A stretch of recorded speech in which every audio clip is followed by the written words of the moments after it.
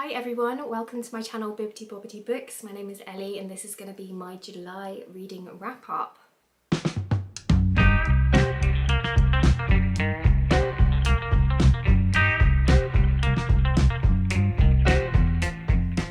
So I actually had a really successful reading month in July, and I also read quite a variety of genres and different styles of books, which was so much fun. I really pushed myself outside of my comfort zone a little bit in July, and I read books that I wouldn't normally reach for. So yeah, I've got quite a interesting mix of books to go through today. So let's just dive straight in with the first book that I read in July. So the first book that I picked up was an adult romance called Book Lovers by Emily Henry. Now, I'm not a typical romance gal. I don't normally read for romance, but I do reach more for them during the summer months. And I also did a lot of traveling in the months of July. I did a lot of driving, I did a lot of commuting, and I decided to listen to this one on audio, and it kept me company on my drive. And it was perfect because it's the kind of book where it doesn't matter if you don't pay too much attention to it, because it's not filled with really intricate plot lines.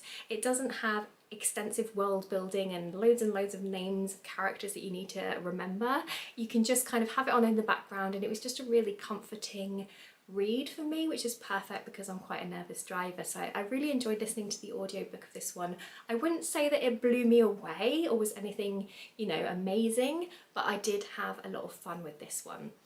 So this is a romance between a book editor and a book agent, and our main character of Nora, she is a city girl, she's a bit of a workaholic, and she ends up getting convinced by her sister to go on this vacation to a small town called Sunshine Falls, I think it is.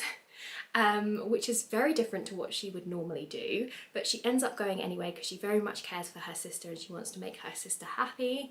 And of course she ends up bumping into the broody book editor, who has become a little bit of a rival or an enemy to her. So there's that tension, that rivals to enemies to lovers trope, I guess you could say, and it has that small town setting, although I would say that the small town vibe didn't really come through to me very well in this book. I feel like it would have been nicer if we got to know some of the other characters that lived in this small town, and if there was just a little bit more description of, you know, being out in the countryside and things, because that didn't really come through for me. But that being said, the characters were well written. It's clear that Emily Henry is a master of her craft. Her prose is wonderful, and I really enjoyed how she took tropes and wove them into her story. Like, it was quite self-aware. So our main characters in this story, they obviously work in the publishing industry and they know about common tropes in books. So they are aware of the typical character trope that they would fit into, and that just made it quite meta, I guess. And I really enjoyed how our main character, she's actually kind of like the villain that you would see in a lot of romance stories, because she is the city girl, the workaholic, the control freak, the one that won't, you know, put anyone in front of her work, super busy, super wrapped up in her work life type person. And she's the kind of person who normally gets dumped by their boyfriend, who ends up going away and falling in love with some Christmas tree farm owner or something, you know? Like, it's got that trope, but it's just quite interesting that we're following the typical villain from that story, and it's her love story, and I just thought that that was quite a unique and interesting premise, and I just love the prologue to this book. So yeah, I had a lot of fun with this one. The only thing I would say is I didn't find the setting particularly strong, and there's also quite a big focus on the sister relationship in here. So our main protagonist and her sister have this quite tense relationship, and that took up quite a significant portion of the book, and I will say I wasn't that invested in their drama, so I found those bits a little bit boring and I just wanted it to hurry up and get to the romance steamy stuff. So yeah, but all in all I had a pleasant reading experience with this one, and yeah, would recommend it if you are in the market for a nice easy romance. Okay, so next up I read a adult thriller, and this is The Stillwater Girls, written by Minka Kent. So this is a story about two sisters who end up getting abandoned in this house in the forest, and there's no electricity, there's no running water, and these girls have been raised in this really old-fashioned way for as long as they can remember, and they've always been cautioned by their mother against leaving the house, and you know, they've been told that there's these great dangers out in the forest and they should stay and never leave. So they have lived this incredibly isolated life, and then one day their mother has to leave because their youngest sister ends up getting unwell, so the mum leaves with their younger sister to go and seek medical help, and the two girls are left on their own in this house, and of course their mum never returns. So we follow these girls as they're trying to survive this harsh winter in this really backwards, you know, lifestyle, and then one day a stranger turns up at the door and the girls are forced to break the rule that they've always lived by and to flee into the forest, and they are faced with some difficult truths, shall we say. That's all I'm going to give away for now. I have very mixed opinions about this book because I really enjoyed the setup. I really enjoyed the first half of this story. I found it a really addictive read. It had two perspectives that you switched between. So we follow the perspective of one of the girls who lives in this abandoned house, and you also follow the perspective of a middle-aged woman who is having marital difficulties, and she actually lives in a nearby town that's close to this forest. And so it just made it a really compelling reading experience because, you know, you'd get to the end of one chapter and then you'd have a whole other chapter from a different perspective to go through before you get answers to the portion of the perspective that you're reading from, if you see what I mean. So yeah, it was a really fast-paced, fun, entertaining read, but then we had the big reveal, and I think that just ruined it a little bit for me because I just found the reveal to be a little bit unrealistic. I didn't see it coming, but that's not necessarily a good thing because it just felt a little bit too out there. And there were just also a lot of things in this story that didn't make sense, and you did really have to suspend your disbelief. For example, you know, the fact that there is this house in the forest that these kids have been living in, but no one has found it, even though it's within walking distance of a nearby town. Like, that just seems really unrealistic, and there were lots of things like that that just didn't really make sense. And so for that reason, I didn't end up enjoying the ending of this one and probably wouldn't recommend it for that reason. Next up, we have a horror novella called The Vessel, written by Adam Neville. So this was so much fun. This is a very quick read. It's a nice short horror story, and it follows our main character who is a single mum, and she's also a carer, and she takes on this job of caring for a woman with dementia. And it's very clear right from the beginning that this woman with dementia has a lot of challenging behaviours. So she's quite aggressive. Literally the first time our main character meets this old woman, she ends up smacking her across the face, and she like breaks a plate, and she's, you know, really aggressive in her language as well. So she's a really difficult client, but our main character is very, you know, motivated to make this old woman's life better. She thinks that all she needs is more sunlight, you know, a cleaner environment because she's a bit of a hoarder, and, you know, better food and nourishment, and she's really determined to help this woman.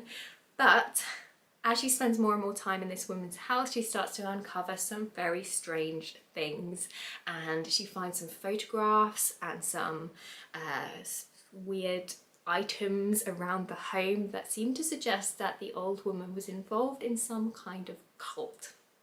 So it has folkloric, culty vibes in it, and the story progresses from there. I don't want to say anything more in case I give any spoilers, but this was a really fun time. It was really vivid. I could really imagine some of the horror scenes playing out. It felt very movie-like to me. Yes, it was a little bit cheesy. I found some of the horror elements quite tropey and predictable, but that didn't take away from my enjoyment of it. I still had a fun time with it. The only complaint that I have really is that I wish that the ending was a little bit more fleshed out, because I still had quite a lot of questions by the end of the book. Like, I still wasn't very clear about certain characters' motivations for things, and it just all felt very rushed at the end. So I just wish that this book was a little bit longer so that we could really flesh out that ending a bit better, and so that we could build a little bit more tension across the book, because for me it all happened quite quickly and I would have preferred a little bit more suspense throughout the narrative. But all in all, I had a lot of fun with this one, and yeah, I would definitely recommend if you're looking for a quick horror book. Okay, so next up I read another Emily Henry book called Beach Read, and this is a romance between two authors. So we have January, who is a romance author but she no longer believes in love, and we have Augustus, who is a literary author but is in a bit of a rut. So they very much write opposite genres, and because the two of them are struggling creatively, they decide to strike up this deal whereby they're each going to try and write the other author's preferred genre. So yeah, that's a really fun setup to the story, but it's so much more than that. And I went into this one expecting to have a fun time like I did with the other Emily Henry that I read this month, but I ended up coming away absolutely loving this story, and honestly it's probably one of my favourite romance books that I've ever read. It is so well written, and Emily Henry, you know, yes, she gives us a really fantastic romance story, but she also deals with so many more intense themes within this book. So she discusses grief and loss of identity and female friendships and disjointed families and all of these really important and impactful themes within this story. And yes, the focus is obviously on a romance between January and Augustus, but there's also a really big emphasis on family in this story, and in particular on the relationship between January and her father. And it's so beautifully done, and it felt like it was a real integral piece to the story. So unlike the other Emily Henry book that I read in July, where it felt like the relationship between the main character in that story and her sister was just thrown in there for drama, this book felt very different, and it felt like the relationship between January and her father was integral to the whole story, and it tied everything together, and it was just so beautifully done. So yeah, I really love this one. I found myself surprisingly moved by the ending as well. I actually had a few tears, which I wasn't expecting at all. So yeah, I absolutely adored this one and would highly recommend it to you if you're a fan of romance, or even if you're not normally a fan of romance. I think you might enjoy this one because it does also feel a little bit more literary in its themes. So yeah, I love this one. Okay, so next up I read Yellowface by R.F. Kuang. You've probably heard of this book already because I feel like it's been everywhere online. Everybody has been ranting and raving about this book, and I am just jumping straight on board that hype train because I can confirm that I did really enjoy this one. This is a literary thriller that follows our main character, who is a white American author called June, and she is struggling with her writing career. And then one day she decides to steal the unpublished manuscript of her friend Athena Liu, who is an Asian American author and who is incredibly successful. And June has a lot of jealousy for Athena and how successful her career has been, and she has this like obsession with her as well. It's really quite creepy and dark. And then one day Athena ends up tragically dying unexpectedly, and June is presented with this opportunity of being able to steal her unpublished work. So she does it, and she edits it, and she gets it ready for publication, and she decides to publish it herself under a racially ambiguous name. So she publishes it under the name of Juniper Song. And we follow the aftermath of this and what happens when this book becomes successful, and the difficulties that June faces when discussing this book. This book is actually about Chinese labourers working in World War I, so there's a lot of discussion about who has the right to tell that story, and it's fascinating. It's seeing the lengths that our main character will go to convince herself and others that she was the true author of this story and that she has the right to tell this story. And it's obviously incredibly dark. It's dealing with some really intense themes, but our author of R.F. Kuang uses a lot of satire and humour to lift the story, and it actually makes it a really compelling and enjoyable reading experience. Although it's so strange because you're following from June's perspective and you're in her head the entire time, and so it feels kind of icky as you're reading the story because you're hearing her thoughts and her justifications for the things that she's doing, and you know as an outside reader that what she's doing is wrong on so many levels, but you're inside her head, and because she's the protagonist of the story you can't help but root for her at times and feel sorry for her at times, but then she'll do something that reminds you that she's a terrible person and you're like, why was I rooting for you in that moment? So it's just such a strange reading experience, but it's really great, and it really opened my eyes up because I don't know much about the publishing industry, so it was really fascinating seeing, you know, the publishing industry and the editing process and things that go into making a book successful, and the inherent like racism within the publishing industry and the way that it's run. And it was just fascinating. Lots of discussions about modern day racism and just difficulties that writers face as well, and you know, cancel culture, and just so many interesting discussions were raised within this book, and it was presented in such a interesting and compelling way. So yeah, I really enjoyed this and can absolutely see why it has so much hype. The next book I read was Ariadne, written by Jennifer Saint. So this is a Greek myth retelling, and I listened to this one on audio, and I'm glad I did because I normally struggle with the Greek names, so it was quite nice hearing how the names are supposed to be pronounced.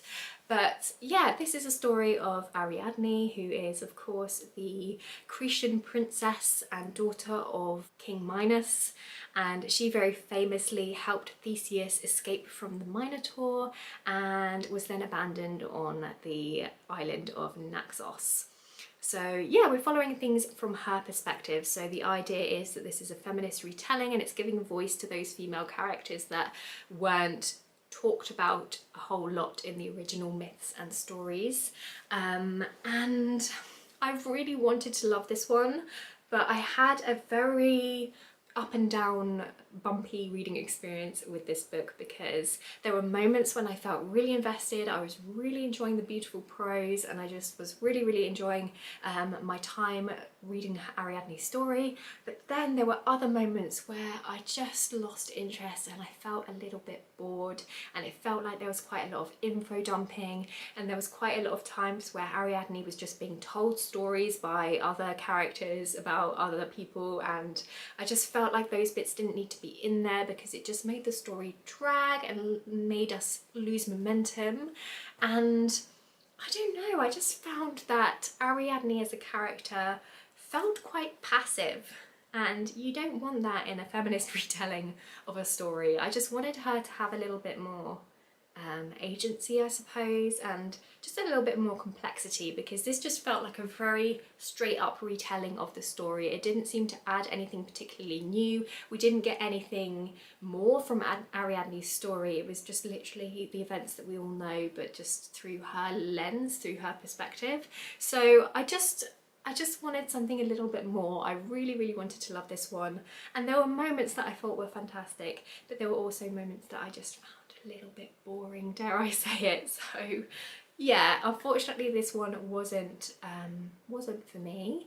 But if you enjoy Greek retellings, I would suggest picking this one up. A lot of people really love this one, and I will say that the writing is really beautiful. So yeah, that's my thoughts really on that story.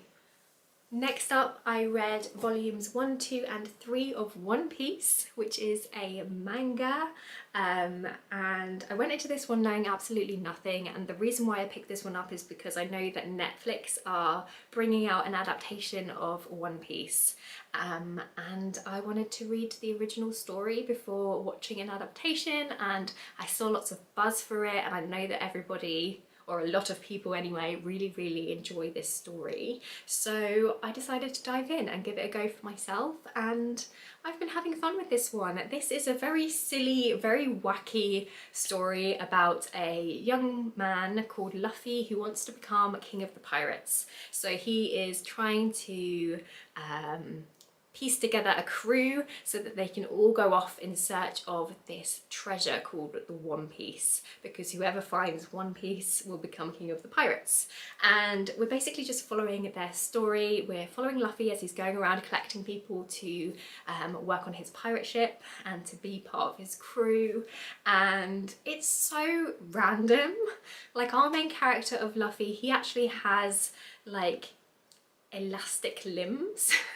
He's basically like made of rubber. He's like stretchy. He's like a stretchy man. And he got those gifts because he ate a fruit by accident. He ate this devil fruit by accident and is now stretchy. Like, that is just so random, but at the same time I just love that. And I really enjoy how chaotic this series is and how fast paced it is and how it doesn't take itself too seriously, and how actually you end up feeling quite attached to the characters, especially Luffy. He's so like enthusiastic, he's so hopeful and so determined and fearless, and you just can't help but love him as a character. And it's very silly, you know, conflict is resolved very quickly, usually in a very silly way. I keep saying silly, but that's kind of how I feel about this series. But for me, it's just pure escapism, and I've just been having a fun time with it. So yeah, I'm really excited to carry on reading this series, and I've heard that it just gets better and better. So I'm very excited to have begun my journey, and I'm probably going to be in it for the long haul, so watch this space. Probably more One Piece to come in the future. Okay, and the final book that I read in July was Annihilation, written by Jeff Vandermeer. So this is a science fiction, it's a sci-fi horror book, and it's very strange, a bit surrealist, and it's a story that follows 4 women who end up going into this environmental disaster zone. And they are researchers, so they're going in for work purposes to document what they find. And yes, they enter this area known as Area X, and we follow what happens to them after they go into this environmental disaster zone. And I don't want to say too much because I feel like this is one of those stories where it's better to just experience it for yourself. Just dive in and see what you think, because yeah, you just don't want to know too much. But yeah, it's very strange. I feel like this is going to be one of those books that is a bit hit and miss. I feel like you're either going to love it or hate it. I'm pleased to say that I really loved it. I really enjoyed this one. I thought it was so suspenseful. I thought it was really creepy. The atmosphere was so on point, and it's one of those books that I will think about for a long time. The only thing that I would say is the ending is quite reflective, and I feel like that might not necessarily work for everybody. So I think that's why I feel like this might be a little bit hit and miss for people. But if you enjoy an unreliable narrator, and if you don't mind body horror, and if you don't mind ambiguity, then I think you should give this one a go, because I had a lot of fun with it. Okay, so that was all of the books that I read in July. I really hope that you enjoyed this video and hearing my thoughts on all of these books. Please do let me know if you've read any of these books and what you thought of them, because I'd love to have a chat with you down in the comment section below. And yeah, don't forget to like this video if you liked it, because it really does help out my channel, and do subscribe if you want to see more from me, because I'd love to have you here on this little corner of the internet.